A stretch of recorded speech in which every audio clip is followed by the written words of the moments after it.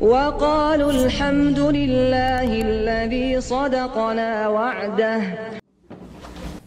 Assalamu alaikum wa rahmatullah. Good morning, everyone. So, alhamdulillah, wa salatu wa salam ala rasulillah ala alihi wa sahbihi ajma'in. All praise and gratitude belongs to Allah. And we send praise and peace upon His messenger and his noble companions. I'd like to start today by just giving you some introductory comments so that the groundwork for today's conversation is laid. By profession, as was mentioned, I am a teacher, and I consider the primary difference between a teacher and a speaker the following. A teacher likes to engage in conversation, while a speaker may be very professional at putting people to sleep. So, I'm going to try to act like a teacher today. In other words, I'm going to try to spark as much conversation as possible. There are quite a few ideas I do want to share with all of you today, and maybe perhaps present a perspective that you may not have heard before. And that's really going to be the core of my attempt. Stuff that you could have read in a textbook or Googled and things like that, I'll probably go through it kind of quickly. And things that I think are unique perspectives that you might not get a chance to hear unless you come to a place like this, those are the things I'm going to try to highlight more so. Okay. Now, you may have questions, and I'm sure you do, that have nothing to do with what I talk about, and that's absolutely fine. And you may have already come here with a bunch of questions of your own. And I do encourage those kinds of questions, but I'd like to keep at least this conversation focused to what I'm sort of dictating. And in our breaks, in our breakout sessions, and especially the dedicated QA session, feel free to ask whatever you like. I don't claim to have the answer to any of your questions. What I can say is, hopefully I do have I can point you in the right direction for some of them, and perhaps if I can answer them, I will myself. Okay, so that's basically a little bit of an introductory orientation. Now let's talk about what my subject matter today is going to be. Basically, in this hour or less in this conversation, I have to share with you what Islam is about, and how to think about Islam. And what I'd ask all of you to do is to put your preconceived notions, and all of us have them, about everything, aside. Just pretend that you're like it was attempted that we're on a flight or something. Where you're sitting on a plane, next to you this guy, and you look at his like Abe Lincoln beard, and you say, hey, so what's that about? And it's not Halloween, so is that real? And then you say, and I say, okay, well, I'm Muslim. What's that? Never heard of it. Apparently you don't have CNN, but still. So we're having that kind of a conversation. Let me just tell you some stuff about Islam, okay? And if somebody wants to know about Islam, the first thing they want to know about, or they should know about from a Muslim perspective, what's the priority? Well, what's our faith? And our faith starts with faith in God. So I'll talk a little bit about faith in God Himself and what Muslims believe about God. The term God, the closest thing to it in the Arabic language is the word ilah. That's a sacred term. It's used in the declaration of Muslim faith. When somebody converts to Islam or accepts Islam, then they say this phrase, this Arabic phrase, La ilaha illallah, in which there's the term ilah. If you want to write that in English, it would be I-L-A-A-H, ilah. It's pretty easy to pronounce in English, okay? That's the generic term, you would say, closest to the word God in the English language. Now, the word ilah is pretty rich in Arabic because it means a few things. It means an entity that's worthy of worship, a deity. It also means the object of devotion and love. It actually also means someone you turn to in desperate times. It also means someone you are passionately in love with and can't stop thinking about. There's a slew of meaning that comes from the word ilah. And ilah literally also means the thing you lean on, what you lean on. In other words, when you're exhausted, you lean. So what you lean on is God. Now, for a lot of people who don't know that, they ask, well, we believe, or someone from another faith tradition might say, we believe God is love. Do you guys believe that? Well, actually, that's already embedded in the word ilah as we have it in the Arabic language. So oftentimes in translation, it's not put that way for oversimplification purposes. We just say God. But the word God in the Arabic language, and as it's used in sacred text, is so rich that if we tried to do that for every word of the Arabic language, we wouldn't actually get a translation. We'd get like 8 synonyms per word, and then move on to and then 8 synonyms. It just wouldn't be functional language anymore. So that sort of thing can only come out in discussion and conversation, not really in translation. So we call Him Allah. His name is Allah. That would be spelled in English A-L-L-A-H, an emphasis on the L, okay, Allah.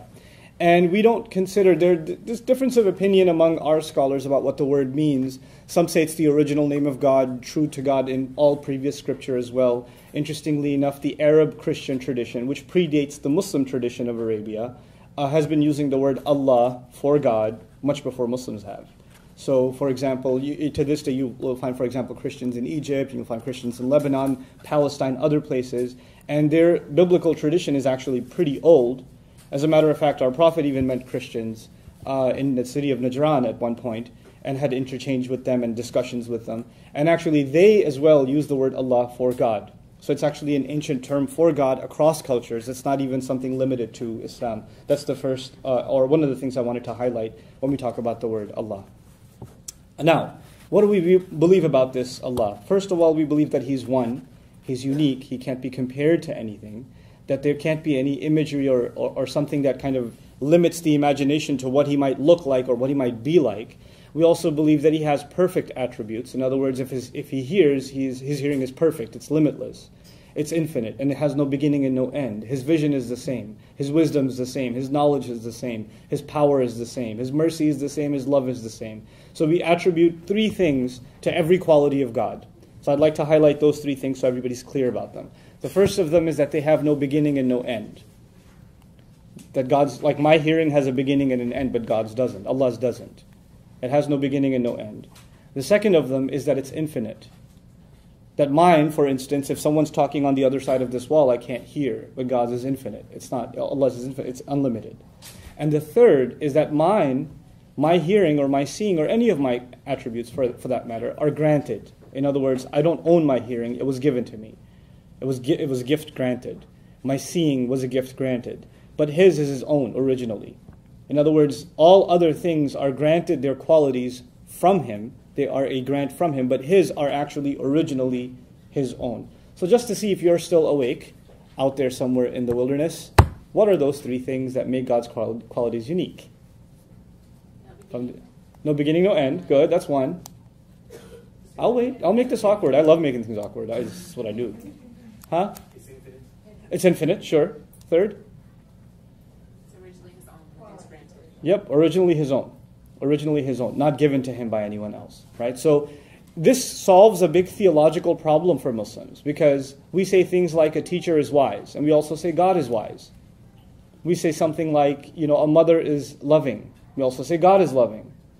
We will say things like, this car is powerful. We'll use the same attribute, powerful, for God. God is powerful. Well, how do we distinguish? Because the language, unfortunately, shares the word with us, with creation, and with God. Well, you keep these three distinctions in mind, and you won't fall into trouble. And what do I mean by falling into trouble is my next point. In any of these attributes of God, first of all, His oneness, His uniqueness, and in any of His other attributes, if the Muslim says that I attribute that sort of perfection in any way to anything else, then I'm committing the highest crime there is, blasphemy. That to the Muslim is blasphemous. You don't attribute that sort of perfection and that sort of limitless power in any way, shape, or form to anybody else except Allah Himself. No one else gets that. Everyone else, that, for example, life, the living. So God's life is infinite, it has no beginning and no end, and it's His own. My life, however, is finite, it has a beginning and an end, and as a matter of fact, it was given to me. Right? So if I attribute eternal life to someone else, that has no beginning and no end, or something like that, then I've considered the act of blasphemy. Now, we don't use the word blasphemy in Muslim tradition much. Even Muslims from different cultures use the same Arabic word. And that's another tangential point, but only 18% of Muslims on the planet are Arabs. 82% or more, roughly, are non-Arabs. So this is a religion that spans Europe, Southeast Asia, the Africas. Obviously, there's a significant population in the West, here in the United States, also Australia. There's about 1 million Muslims in Australia. It's a global phenomenon. And it's not even an ethnic phenomenon. It's not limited to one ethnicity. And for many, many, many centuries, well over a millennium, the majority has been non-Arab. So even though it started in Arabia, the majority of the people that carry the religion, with no political ties to Arabia even, have actually been non-Arabs. Okay? So this act of blasphemy, of attributing something that equates something else to God, is called shirk. I'll spell that out for you too, S-H-I-R-K. So nothing worse for a Muslim, from his faith perspective, nothing worse than shirk. S-H-I-R-K. Sounds like Shrek, so that's easy to remember, right? Nothing worse than Shrek for Muslims. That'd be confusing. But anyway, so that's the first thing about God. His perfection in every possible way, and how we're not supposed to be doing shirk. But that still doesn't answer a very important question. What do Muslims think God wants from them? What do they think God wants? What's their purpose in life? Why do you put them here on the earth? What are they doing here? So a few things that I want to highlight that, again, I think are unique perspectives. Some of these things you might already know, some you may not. So I'm going to just kind of bullet list them, and so you have kind of a concise view of how we see things in our faith tradition as far as our relationship with God is concerned. The first of them is our purpose in life. Our purpose in life is to find God in ourselves and to engage in a continuous struggle to submit to His will, to accept the fact that we were brought on this earth, and the greatest joy we will ever find is to actually be in servitude to Him. If we can find that willingly ourselves, then we have found our purpose in life.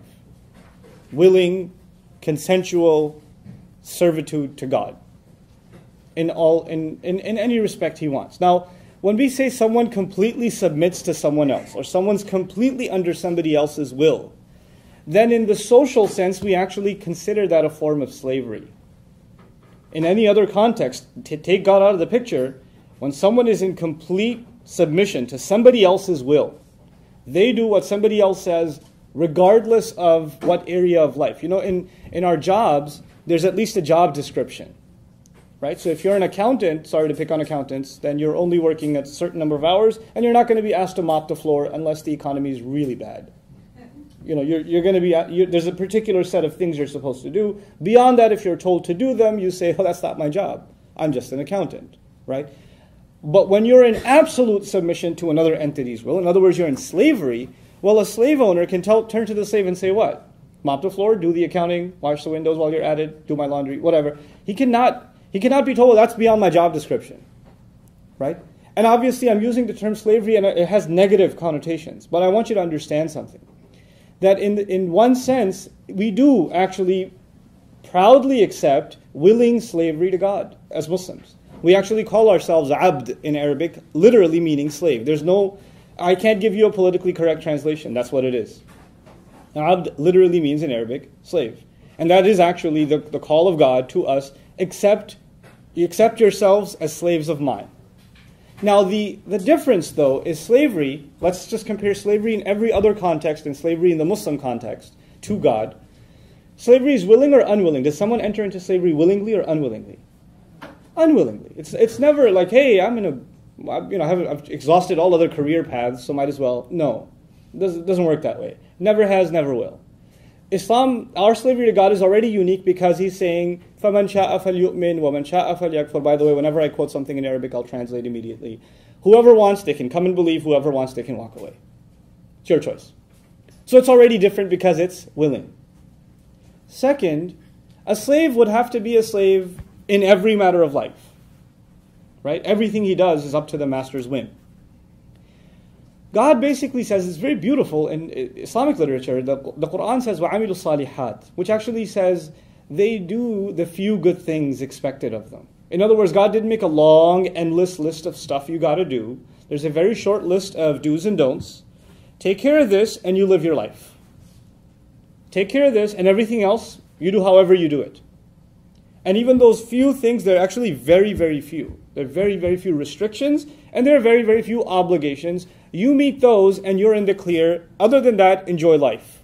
Do whatever else you want. And even in those few restrictions, what God continuously explains is He only put them there because not putting them there will put you in harm's way.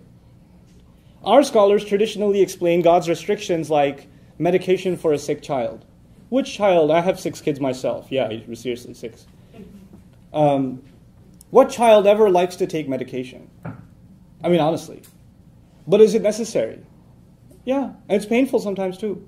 And the mother is forcing cough medicine down her son's throat, and he's yelling and screaming, and he's saying, I hate you, Mom, I can't believe you're doing this to me, why would you do this to me, etc. But at the end of all of it, that is an act of love from a mother.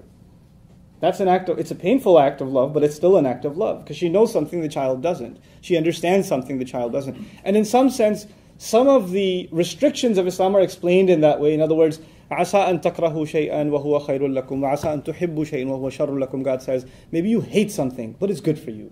Maybe you really like something, but it's no good for you. Wallahu ya'lamu wa antum la ta'lamun. Allah knows and you don't. Just trust me. So it's not a long list of prohibitions, it's a short list, and outside of that, you're free to live your life. Now, so that's the first thing. The second thing about us and God is that He created two lives for us. There are two lives. There's a life of this world, and there's a life in the afterlife. We believe in an afterlife, heaven and hell, day of judgment. All of our deeds will be presented before God, and people are going to be begging for God's forgiveness. And nobody's actually making it to heaven in Muslim creed unless through God's love and forgiveness. Our deeds alone aren't enough. That's unanimous Muslim creed. Nobody disagrees with this point. The Prophet was explicit in saying this. In other words, we can do all the good we want in the world, it's still not enough. It's going to have to be God's mercy and love at the end that saves us. It's always been this way. This is not a new idea I'm presenting to you. But regardless, there are two lives. One that we live here and one that we live there. What's important to note in Islamic tradition is that God expects us to beautify and build both homes. He expects us, now this is unique, you might not have heard this before. God actually expects us to build both homes. As a matter of fact, yesterday's Friday sermon that I had to do in Plano, I was explaining one single verse of the Quran in which the terminology uses وَاسْتَعْمَرَكُمْ فِيهَا. He wanted you to build on the earth. He wanted you to build. And isti'mar is used in Arabic when you build something that lasts a long time, and while you're building it, you don't end up destroying other things.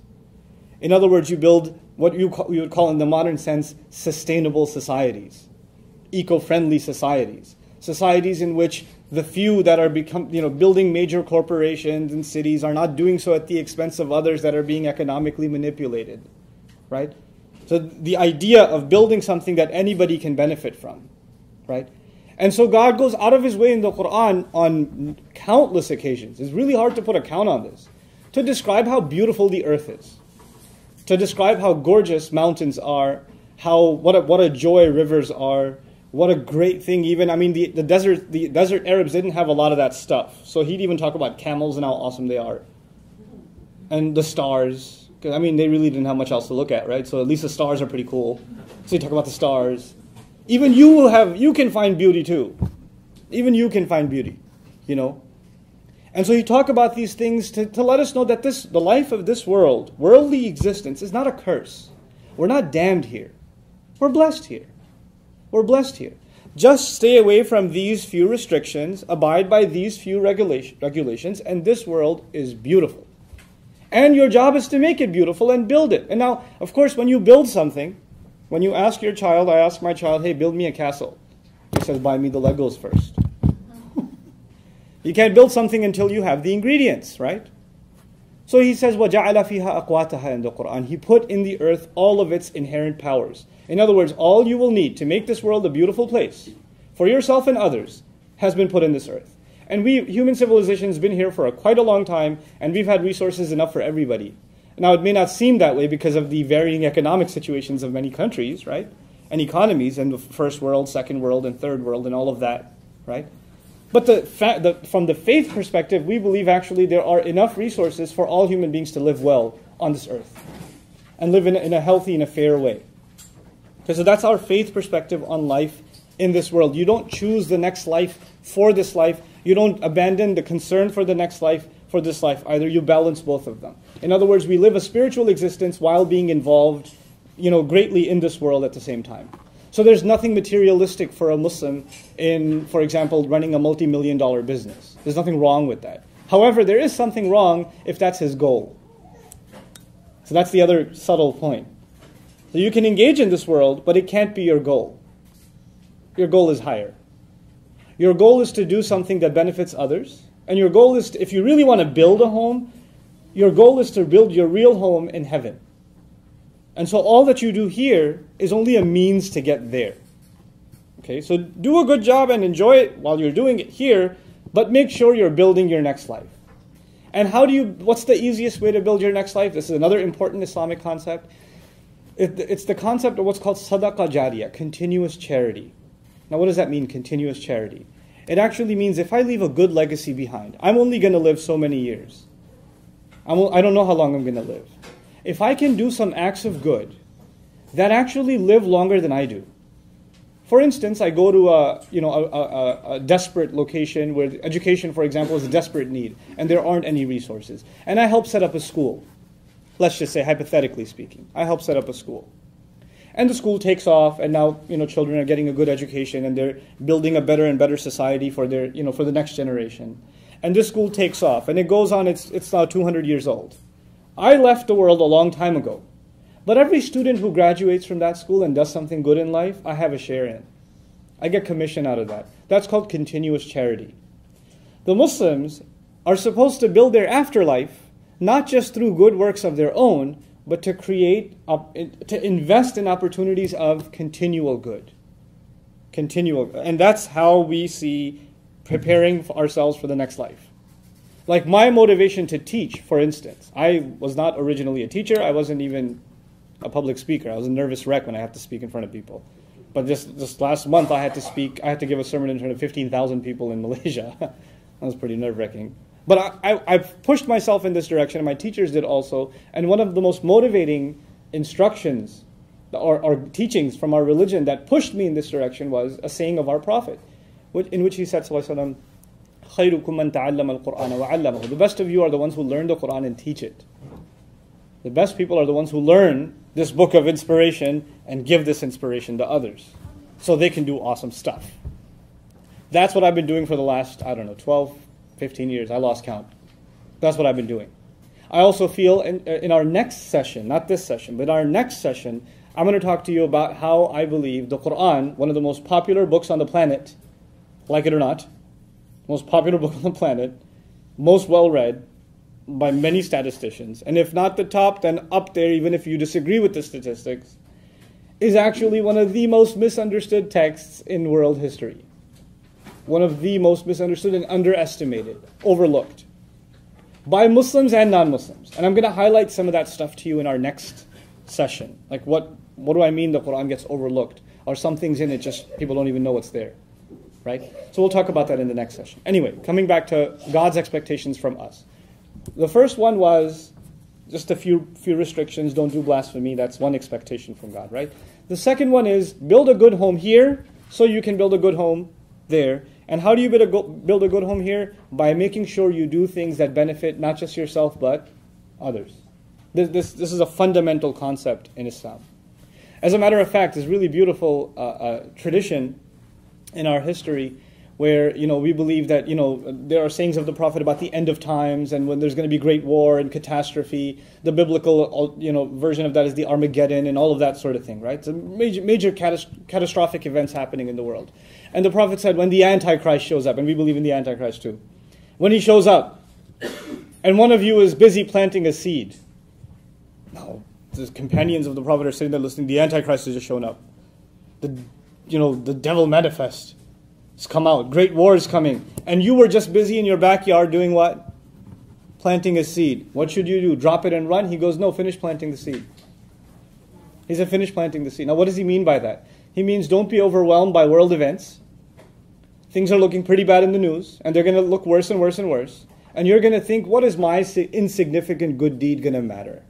Who's going to benefit from that? Don't underestimate the power of good. Just do it. And you may not even live to see that tree. You may not even live to see it. But the fact that one day that tree might grow, and somebody might sit in its shade. Somebody else might eat from its fruit. Somebody else might take from that fruit and take one of its seed and plant another tree somewhere else. You don't know how this will benefit others and therefore yourself in the afterlife. So don't underestimate it. Right? So we value all good things and we don't get overwhelmed by the negative forces around us. The negative forces in the media around us. For a lot of Muslims, they get overwhelmed. Muslims are getting bashed in the media all the time. I'll give you a crazy perspective. So I went to Qatar in the Gulf states. Some of you might know where that is. So I went to Qatar recently, and I was talking to Qatar TV. And they have this weird impression of what life must be like for Muslims in America. Because the only thing they have in the news from America about Islam is, let's burn a Quran, or, somebody flushed it down a toilet, or, Guantanamo Bay, or whatever. They have these weird, that's all they have. They have no other image of what Muslims are like in America. So I'm sitting with this anchor, a TV anchor, who's a British man himself. And he's like, so, life for you lot. You've got concentration camps, do you? I was like, what? What are you talking about? It must be really hard being Muslim in America. I was like, I live in Texas. It was just like, they let you? I had a great kick out of that. You know what's crazy? To them, I'm actually an ambassador of the United States. I have to tell them what life is like in America. Go figure. I have to tell them, no, it's great here. What are you kidding me? We have some of the best mosques and some of the most flourishing Islamic communities and youth groups and educational programs and good relations with churches in our neighborhood. And we got a lot of good stuff going on. But don't they hate you? It's like, some people might, but they don't really show up much. You know, people are curious. People want to know. People would like to hear. And I respect those of you that came here. I don't think it's easy. If I only knew about Islam from listening to the radio, if I only knew about, oh my God, if I knew there was a mosque in my neighborhood, I'd move. That's terrifying. So the fact that you're here to me is an act of bravery, honestly. But at the same time, I think there needs to be more acts of bravery. Oh, it's okay, baby. Okay, it happens. I'll wait, it's too distracting. It's okay. So what I was going to say, you know, I stop and give kind of moms their due because my kids do that all the time in the middle of my speeches. Yeah. So it's all good. What was I talking about though? God, I forgot. Bravery. Bravery. You know, I learned something, and I recently started traveling, like internationally. I've been traveling across the U.S. for a long time. But one of the things that I've learned, and it's been a real life lesson, and it sounds cliche, but it's a true life lesson. It's so easy to dehumanize people and to simplify what they're all about without ever talking to them. It's so easy. For God's sake, you could just say, oh, all of them are like, and you can fill in the blanks yourself. They all must be like, and fill in the blanks yourself. Because you and I haven't actually made, in my opinion, enough of an effort to actually make connections, to make real connections, to talk, and to talk in a civil way. You know what? A lot of times what you see on talk radio or what you listen or hear on talk radio or see on TV, that's not how normal people talk.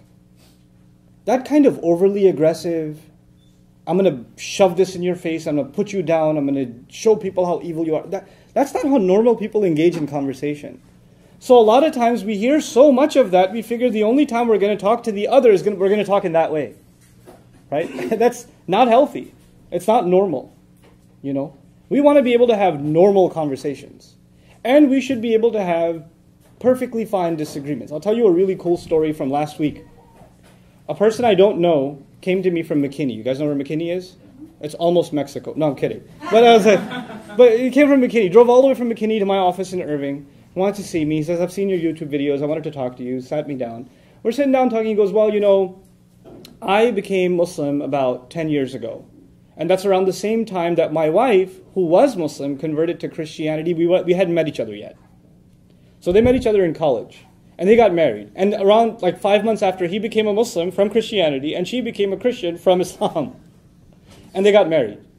Okay? And they have, 3 kids, and they're living together, and he's very devout in his Islam, and she's very devout in her Christianity. I mean, her dad went on to become a pastor, and her brother's becoming one too, and they're very devout in their Christianity. And they talk about their faith all the time, but they never fight.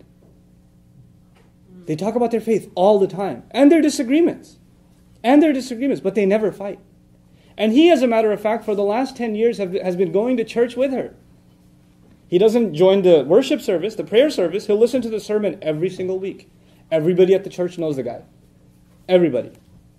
And I hear that and I say, man, people need to know about people like you.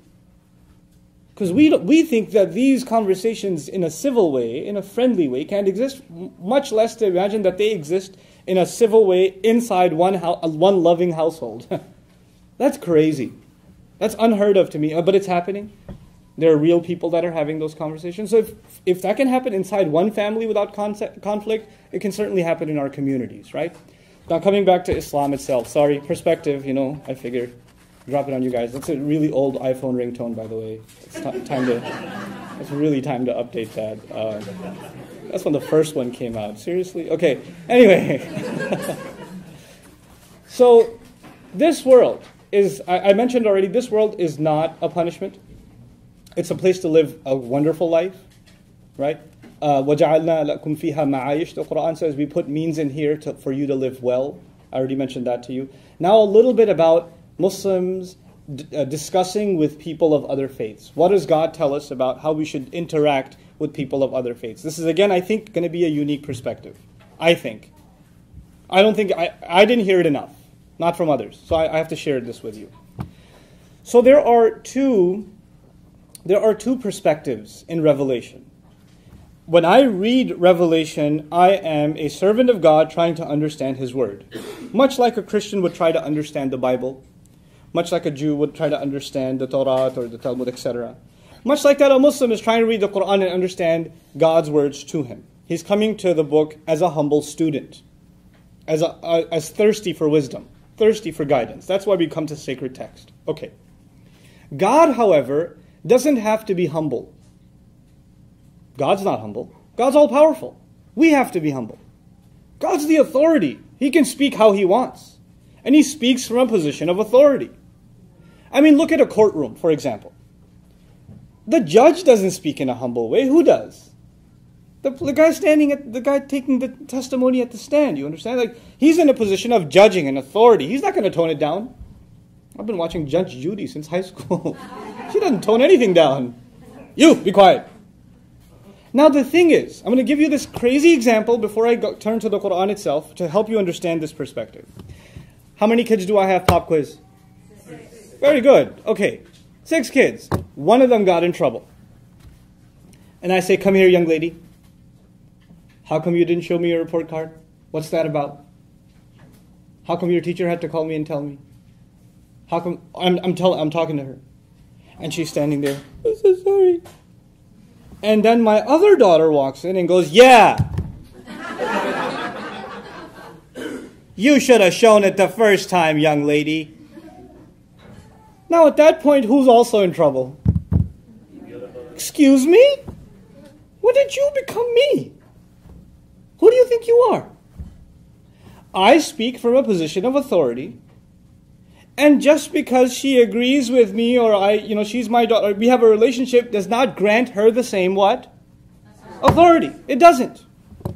Revelation speaks from authority. The reader of Revelation is not granted that authority. You understand? Now let's talk about an example. God in the Quran finds, for instance, and I'm not going to wash it down for you, I'm just going to tell you like it is. God in the Quran, for instance, teaches Muslims that attributing a son to God it angers Him. It's beneath Him. That having a child is a quality of creation, and those who say it are engaged in blasphemy. Oh my God, if I tell that to a Christian friend. It's in the Quran. I can even cite the verses for you, chapter 19, read the ending. Have fun. Now here's the thing. Here's a story from the prophetic times. Just to put things in perspective. A group of Christians heard that a man in Arabia is claiming to be a prophet. Claims that the angel Gabriel came and gave him revelation. And it confirms previous scripture that was given to Moses and Jesus. And talks about all previous prophets that of notice. And especially Arab prophets that aren't even mentioned in the Bible. And says that it's a confirmation of all previous scripture, and he's claiming that this revelation, for all those who have previous scripture, will find confirmation of their truth in it. So they say, let's check it out. So a group of learned Christians from a place called Najran in Arabia traveled to Medina, where the Prophet was, to meet with him and say, what are you talking about? We're Christians. We believe in revelation. What is this thing you call revelation? Let us see. Now, they didn't have hotels back then. Those are some really squeaky chairs. Hold on, let the who squeaks end and then I'll talk. Because this is a fun story, I don't want you to be distracted. Okay. So these Christians came, and they want to engage the Prophet and his claims in dialogue. They didn't have hotels back then. Guess where they stayed for the few weeks that they were in Medina? In the mosque. They were kept in the mosque. They were guests of the mosque. And they were to pray, because these are obviously people of religion, people of faith, so on a daily basis they are going to engage in their Christian acts of worship. Guess where they prayed? In the mosque. By the Prophet's dictate. And guess who they prayed to? Jesus. Openly. Out loud. The companions of the Prophet hearing Jesus being prayed to where? Inside the mosque. Inside the mosque. And the revelation itself says that when anyone says, Ar-Rahman, the most loving, merciful, took a son, the heavens shake. That's how offensive God describes it in the Quran. But that's God's perspective. And the Prophet and the companions are just human beings. His wrath cannot turn into what? Our wrath. We still have to deal with our neighbor with love. And what they believe that's between them and God, not between them and us. We don't. So God can pass judgments, and He has the power to. He passes judgments in all revelation. Sure. You can disagree with those judgments, and they may be up to discussion. But the fact that we don't have the authority to take that rage and convert it into ours, that's important. Because that to us is blasphemy. Because now you're saying, I share in God's control, in God's authority. Unfortunately, there are people who read God's word in other religions too. And they don't understand this very important point. They start drawing from the authority of God and start exacting that authority for themselves. It's a very tragic thing. And it leads to a lot of hateful speech. All right. We'll do. So, when we study the Quran, we study it from the perspective of humble students, was my next point. We understand the Quran from the perspective of humble students, not from a position of judging others. That's up to him. Let his revelation judge, between you and him, you work that out. That's not my domain. That's not what I'm there for. Does Islam preach respect for other faiths? A funeral service was passing by and the Prophet was sitting. It was a Jewish girl who died. He stood up. When he stood up, the companion said, why are you standing? It's a Jewish girl. And he said, is she not a human? And he was teaching them. Is she not a child of Adam? And he stood up. And he made them stand. Out of respect. The religion it teaches respect for others. It even teaches respect for people who act ignorantly. Who act or say hateful things. A man shows up to the prophetic mosque. The Prophet's mosque now is one of the most grand structures and most revered, sacred sites for Muslims in the world. At the time the Prophet was still there, a man walks into the mosque, goes in a corner and starts urinating. In his presence. The companions get up and are about to tackle this guy, and he says, wait, let him finish. And the guy finishes, and he's walking away. And he pulled him to the side and said, my dear brother, this place is sacred, we pray here. It would be wise to not do such a thing here in the future, if you could. Nothing else. The guy became Muslim. Because there's a way to deal with others. Now, why am I sharing these stories with you? Because we're living in times of very low tolerance. We're living in times of very, very low tolerance. The first thing needed, when you want to understand someone else, is you have to humanize them. You have to see them as a decent person. You have to see them as a fellow, not just a fellow human being, in our case, even fellow citizens. People that have the same concerns. People that want the best for their neighborhood, their city, even their country. If you don't see them that way, there's no point in conversation, because the preconceived notions can override any hopes of civil conversation. They override them. They undo them. And so these are a few things that I thought were priority in highlighting in our conversation today. Of course, Muslims pray 5 times a day. We fast in the month of Ramadan. We have this really, really cool ritual called the Hajj. I'd love to tell you all about it. It's the commemoration, it's the celebration of the legacy of Abraham and his sacrifice. Right? Those of you that come from Judeo-Christian backgrounds believe in Abraham and his sacrifice, of the many sacrifices he made for the sake of God. We have this yearly worldwide convention that celebrates his sacrifices. It's called Hajj. We go and we sacrifice animals in the millions and give them in charity in Mecca. We actually go around, if you've seen pictures of Mecca, that house we believe was built by Abraham. The animals we sacrifice are actually a commemoration of the alternate sacrifice he made. We give the animals in charity. And then on top of that, we pass by these 3 places and we pebble. There are 3 monuments, we pebble them. They're considered pebbling the devil. It actually commemorates that when he was taking his son for the sacrifice, the devil came to him 3 times and tried to stop him. And symbolically, he threw pebbles at the devil to shoo it away, because he was going to make a sacrifice for the sake of God. And that's a part of our ritual at Hajj, at that pilgrimage. So actually, Abraham is a really heavy figure in Islamic discourse. We consider ourselves a very Abrahamic faith. Abraham is a very, very, very big deal. And Muhammad himself, may peace and blessings of Allah be upon him, is a descendant of Abraham from the line of Ishmael, which is another fun conversation. But anyway. But as I leave you, because in the next session I'm going to talk to you guys about the Quran, and now I'll just take open questions from you guys. As I leave you, I just want to say one more thing. Most people don't know. The most talked about person in the Quran, is Moses. Moses is a really big deal to us. He's a really big deal to us. And, by the way, far more, and Muhammad, by the way, by name, is only mentioned 4 times in the whole book. Moses, there's over 70 passages about him. You know why I mentioned that? I mentioned that because a lot of people think Muslims are anti-Semitic. They hate Jews. Moses. We can't. The phrase sons of Israel, Israel, we believe is a prophet. His other name is Yaqub, Jacob. He's a revered figure. The word itself, Bani Israel, sons of Israel, is a respected term in the Quran. He criticizes some among them for their behavior. That doesn't give anybody license to be anti-Semitic. And this is even a conversation with the Muslims in the audience who don't understand their book properly sometimes. It's not. And the more prophets from the Israelites are talked about in the Quran than any other. These are an honored people. God chose them. God gave them great honor by giving them many prophets and many revelations.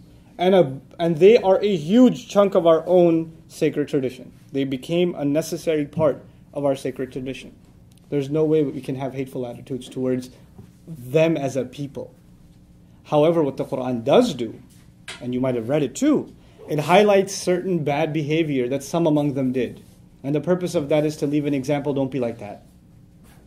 Don't do what those among them did. And here are the mistakes they made. You don't make those mistakes. That's the purpose of history in the Quran. Not to incite hate, but actually to teach lessons. Good role models and bad examples. Both. Learn lessons from the good examples and hear lessons from the bad. And actually some of the heroes mentioned in the Quran, non-prophets, are also Israelites. Some non-prophetic heroes. Believers who stood up for the right thing no matter what. And you should learn from them, are actually Jews. They're talked about in the Quran. This is in the text itself. I'm not making this up. I can cite it for you if you're interested in finding out where this stuff is. So that was a little bit of an overview. You are totally free to ask questions.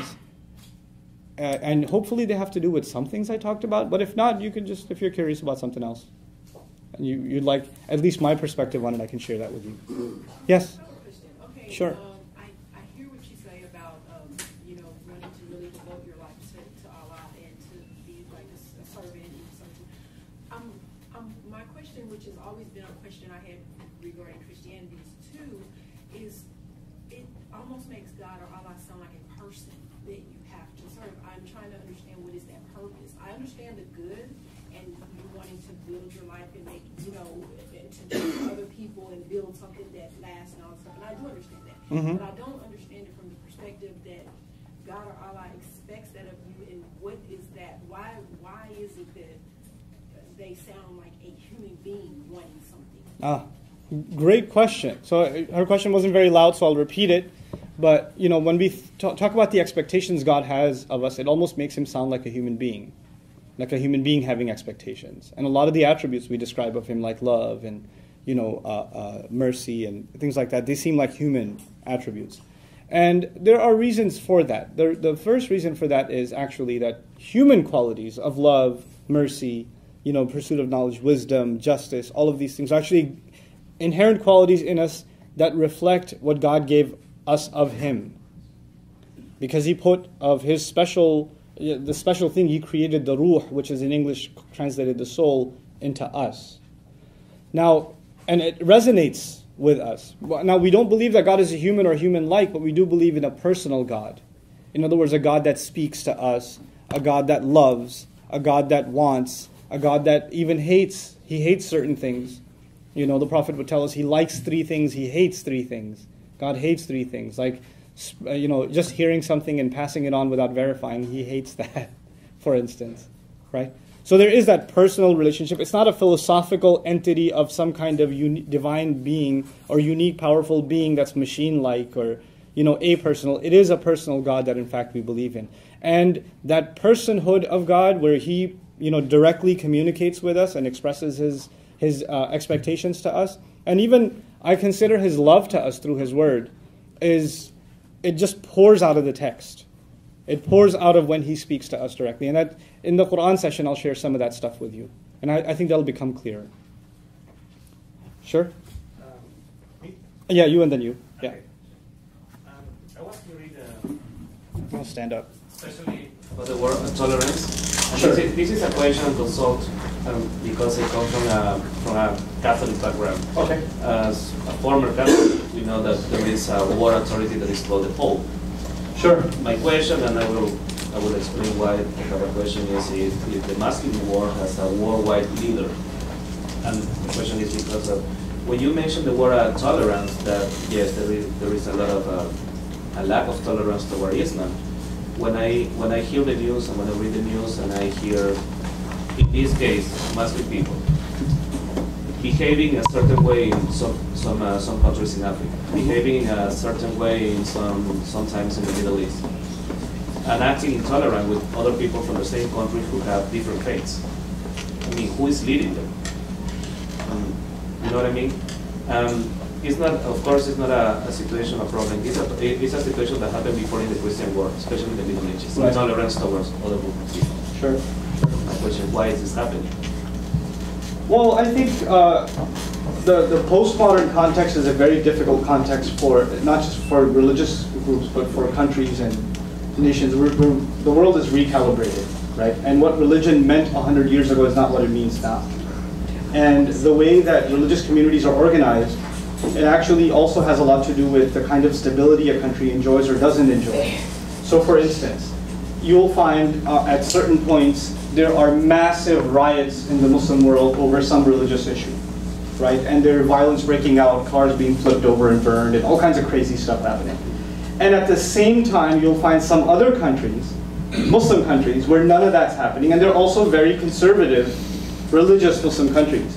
And if you look at the differences between them, it's pretty interesting. It actually is directly correspondent to the number of educational institutions, infrastructure, transparency of government, et cetera, et cetera. So for example, when riots were happening in, over this YouTube video thing, if you remember maybe almost a year ago now, right? Riots were happening in Libya, in Pakistan, and Bangladesh, all over the world, right? Turkey was calm, and Malaysia was calm, Indonesia was okay, there's no big deal, nothing. Why? Because, and they're also very Islamic governments. They're very religious countries. But I think a lot of the chaotic situation actually has to do with a lack of education overall, not just religious, but lack of education, lack of economic opportunity, lack of infrastructure, corrupt government institutions from the bottom up. So from the village, you have the village leader who sucks up all the money, and the farmers are starving. And then from there on, in the city governments and other, it builds. And that kind of frustration, it's like people are ready to explode. You just need to give them a very small reason. And it goes on fire. And this is really, and it's continuously happening, right? It's continuously happening for this reason. Like the Arab Spring, there's a lot of talk about the Arab Spring, right? And what it means and how it's going on. Look, the undercurrents of the Arab Spring are not religious. The undercurrents of the Arab Spring are, you have dictatorial governments that have been economically suffocating their people for a long, long, long time. And things like freedom of speech, freedom of the press has been suffocated for a long, long time. There's only so much before it boils over. There's only so much. In the Quran we learn, interestingly, that the Pharaoh, who enslaved who? You guys should know this. The Pharaoh enslaved who? Hebrews. The Hebrews. The Pharaoh in the Quran actually is deep inside afraid of the Hebrews. And we're like, what? He's enslaved them, he's got them on lockdown, he can slaughter them when he wants. But he's afraid of an uprising. He's afraid of an uprising. The people you oppress the most are the people you're scared of the most, actually. Right? So that's on the political front, but that does make for some pretty interesting conversation. I'll take a written question, and then I'll take your question, sir. So there was a question. Is it true that you pray to both evil angel and God angels? So why would you pray to evil in your faith? Do you believe God is a schemer? No, we don't pray to angels, and we don't actually believe there are such a thing as evil angels also. And we certainly don't pray to angels. We believe angels are servants of God in some sense like we are. And they carry out God's commandments, so we don't pray to them. The only one we rely on and pray to is God himself. Do we believe God is a schemer? The Quran's response to that actually is وَمَكَرُوا وَمَكَرَ اللَّهُ وَاللَّهُ خَيْرُ الْمَاكِرِينَ. It's beautiful. He says people who scheme evil make their plots, and Allah makes a plot to undo all of their plots. So we learn in the Quran on multiple occasions that God does extensively and secretly plan against enemies. That's only when they have an elaborate plan. You know, and then at the end of it he says, "Wallahu khairul makirin," and God is the best of all planners. At one time, Jews, Christians, and Muslims lived in peace, harmony as readers from the book. When was this? What happened? Well, it wasn't that long ago. I mean, I had one of my teachers is Palestinian. He comes back and forth from to the U.S. He teaches a little bit and he goes back. He's about 60 years old. So he was living in Jerusalem pre-occupation. So before the Israeli occupation, he was living there. And his neighbors were Jewish and Christian. And they got together for tea every morning. Then the bell rang for the church. And then the Christian friend would go pray there. And the Jewish friend would go to the synagogue and pray. And he'd go to the mosque and they'd come back and play chess together. And this was the life. I mean, can you imagine? This seems like some hypothetical, crazy fantasy world where Muslims, Jews, and Christians were hanging out with each other in the Arab world. Are you insane? Yeah, this was actually happening 60 years ago. This was our world. This is not some ancient times that are long gone. And if it happened then, it can happen now. It can. It's just we think these things have become so difficult, and I honestly think it's a direct result of alienation. People don't actually talk to each other. People don't talk to each other. You'd be surprised how many barriers that breaks. Anyway, so yeah, what happened was stuff. How do Muslims or Islam view homosexuality? It's a good question.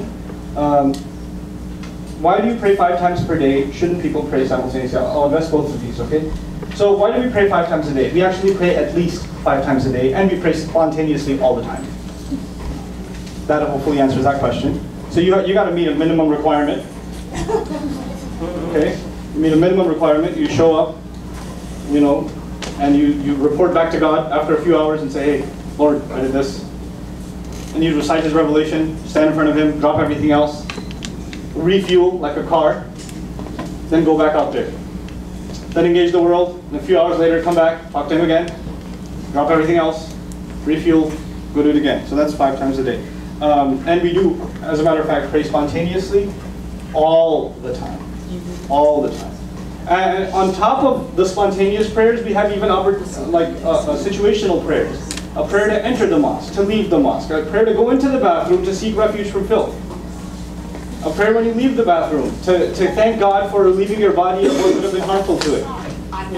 Just, we utter words, special words for occasions, just to remind ourselves. They're prophetic prayers for beginning your food and finishing your food, putting clothes on, buying new clothes, entering into a store, walking out of a store, going to work, getting in your car, getting out of your car. They keep coming. So many questions. Okay. So what was the other thing? Homosexuality. Islam gave us the right, Muslims the right, to judge behavior, but not people. Who gets to judge people? Allah does. That's it. Done deal. He says, our revelation believes homosexuality, the act itself, the final act itself is wrong. The tendency itself, the Quran is silent on. it didn't give a position on, well, if somebody has those feelings, and somebody has that thought, and they're fighting that urge, etc., then actually, historically in Islam, there have been counseling thousands, even 1,000 years ago. There were people who reported to have those feelings, and they were given the counsel to fight their urges, but not engage in the act itself. The act itself is considered evil, and it's considered the same as fornication, an act outside of marriage. So Islam has a pretty strong stance on that too. That is not to say that if somebody, a homosexual sitting in the audience, that I'm going to judge them. I don't have any license to. I have no such license. And that's really that line that so many people fail to draw. So many people fail to draw. Look, and there are things Islam says, many Muslims, for example, in the United States aren't very practicing. Right? They don't really practice a lot of the regulations I talked about. The few of them, they don't practice them. But that doesn't change the fact that those are the regulations. So if I was asked to talk about Islamic regulations, I wouldn't say, well, maybe I shouldn't talk about this to a crowd that's not that practicing. They might find it offensive. No, you can do what you want. That's not my business. My business is to tell you what it says. You decide what you do with that. That's not me, But that is its stance. We do not condone the homosexual act itself. And it's talked about in the nation of Lot is mentioned in the Quran, and that discourse with the angels, that story. I think the biblical narrative is there too. That is in the Quran. Sure. Please provide citation of "Beautify This World" that you mentioned earlier, Surah number 7. Surah number 7, first 2 pages somewhere. I'm not digital, but I can pull it up for you if you come to me after the break. Could you elaborate on your understanding of evil? Where do you believe evil comes from, and what do you understand Satan to be? Satan is a jinn. There are 3 kinds of creatures that have choice: human beings, angels, and jinn. Jinn, we believe, are made of smokeless fire. We believe that Satan was a jinn. The difference between angels and the rest is that angels obey God unconditionally. They are creatures of light, and they obey God unconditionally. Satan was originally a jinn who believed in God and worshipped him in our tradition, and worshipped him so much willingly that he was even given a rank above angels.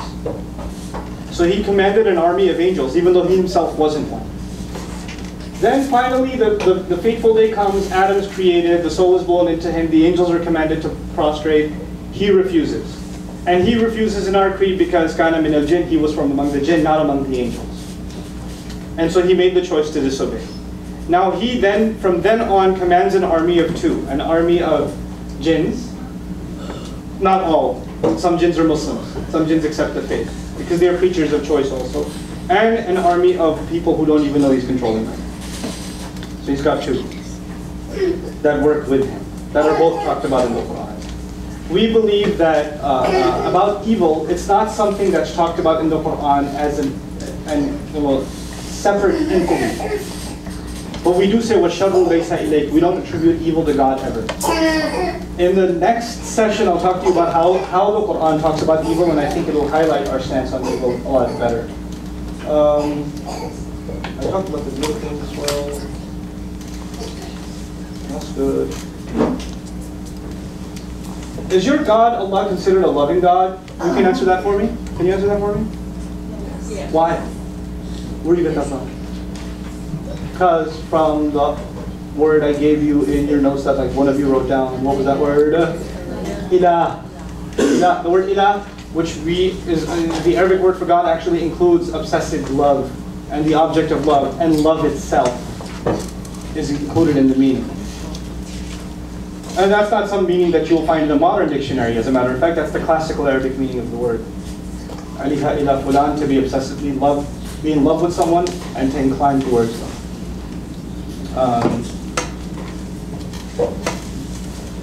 Is your God considered a loving God or a mean, angry God, as in he punishes people for their sins?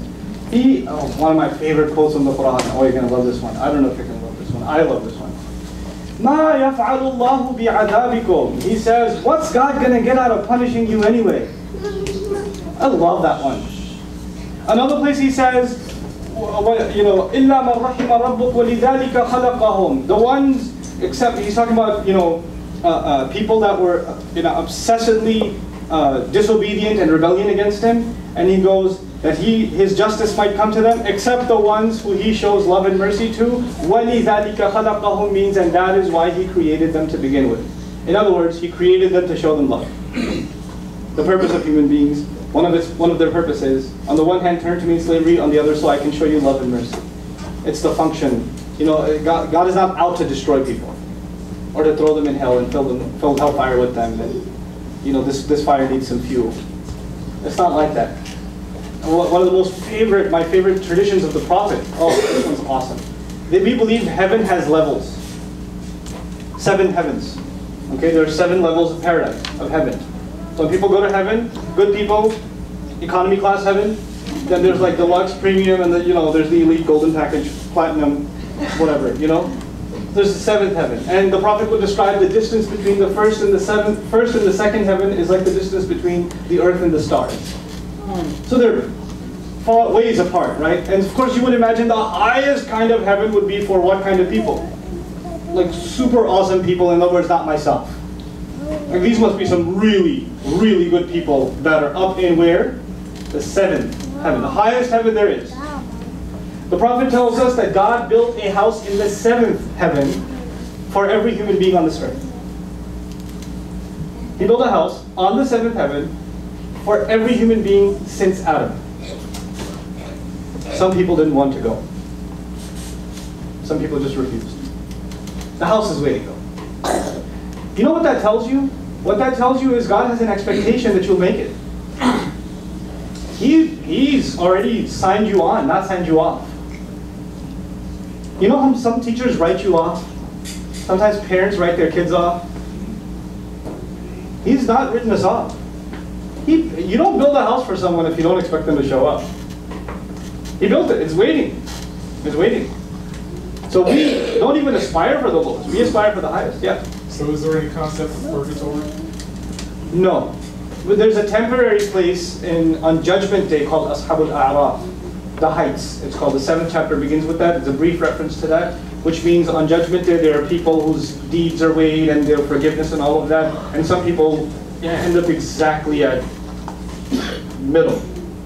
Just enough good, just enough bad, and the scales are even, and they're not flipping to either side. And they're on top of these heights, and they can see hell on the one side and heaven on the other. And then they pray to God, and then Allah, heaven. SubhanAllah. Yeah. Going back to the question that someone asked about with angels and archangels, you said, I don't quite know what you said that prompted me to think of it, but then you said you believe Satan is a jinn. That's right. He commands other jinns. Right. So angels are good beings of light that obey God's every command. That's right. Do you not believe, I guess you would say, like in demons, or are the jinns? The closest thing to demons would be jinns. So they're kind of like, would you believe, or would you say they're like bad, unseen things that can move in our lives? Sure. Sure. Jinns. Yeah. Okay, sure. so We also believe that they don't have power over us. We believe they can take control. They can, but if we grant them that. Exactly. And we also believe that people who resort to like trinkets and like symbols and turn to other things for protection. Like people put some things around their neck, amulets, what that does is this is exactly what they want. They want you to look for protection in something other than the unseen God himself. That's what we believe. So it's when you seek his refuge, you're safe. When you start seeking refuge in anything else, any object, once I put this scarf on, I'll be okay, or once I pour this on myself, I'll be fine, etc., etc., then you've attributed protection to something other than God. And that's what they wanted to begin with. That's what they wanted, yeah. So I have, in my home above the door, I have a crucifix with the corpus on it. That was my great-grandmother. She was Catholic and she used it. I don't pray to that when I pray, but I mean, I'm not attributing any power to that. It's just a reminder to me. So that goes back to the intention, doesn't it? When something's a reminder, it's just a reminder. When something's there and you look at it and you say, thank God it's there, it's protecting the house, then it's a problem. So it's a matter of, two people could be doing the same exact thing, but their intentions are what changes everything, right? So it's, and our faith, by the way, intentions are everything. إِنَّمَا الْأَعْمَالُ بِالنِّيَّاتِ. all matters, all things you do are based on the intentions you carry them with. Nothing else has value but the intention behind. And we'll let that be the final word as we break for lunch. Thank you so much, Ustaz Nouman.